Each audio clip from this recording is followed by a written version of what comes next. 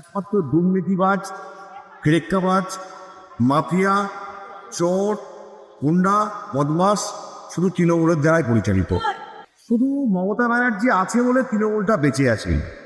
মমতা ব্যানার্জি সরে যাক, তৃণমূল একদম তাসের ঘরের মতো ভেঙে ফেলবে। 15 বছর তো দিলেন, 15 বছর তৃণমূলকে দিলেন, 35 বছর বামকে দিলেন, তো 5 বছর রামকে একবার দিয়ে দেখুন না, আপনারা আবার সরিয়ে দেবেন।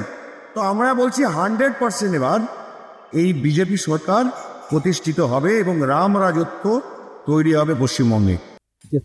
দেখুন, পরিবর্তন তো অবশ্যম্ভাবী, পরিবর্তন এবার হবেই। কারণ হচ্ছে বিগত 35 বছরের বাম জামানা দেখেছে, শেষের দিকে তাদের ঔদ্ধত্যপনা প্রচণ্ড হারে বেড়ে গেছিল। তারা মানুষের সঙ্গে যে ধরনের ব্যবহার করেছে, মানুষ জনগণ তাদেরকে স্ত্রী ফেলে দিয়েছে। গত 15 বছরে আপনারা দেখছেন এই তৃণমূল সরকার, তৃণমূলে এখন যারা আছে একমাত্র দুর্নীতিবাজ, ক্রেক্কাবাজ, মাফিয়া, চোর, গুন্ডা, বদমাস শুধু তৃণমূলের দ্বারাই পরিচালিত। এই তৃণমূল দলটা শুধু দল নয়, তৃণমূল দলটা একটা কি বলবো, একটা দুটো লোকের মাধ্যম দিয়ে এই রাজনীতিটা করছে। শুধু মমতা ব্যানার্জি আছে বলে তৃণমূলটা বেঁচে আছে। মমতা ব্যানার্জি সরে যাক, তৃণমূল একদম তাসের ঘরের মতো ভেঙে ফেলবে। আমরা এটা বলছি।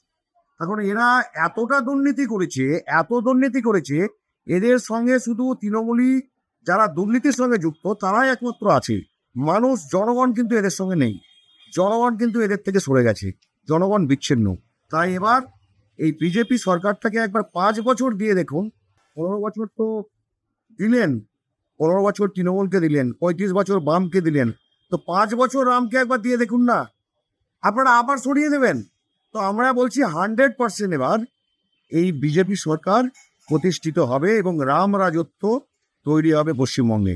এবং আমরা সঠিক দিশা দেখাবো প্রত্যেকটা মানুষকে, যাতে কোনো করাপ্টেড না থাকে, কেউ যেন কোনো দুর্নীতি না করতে পারে।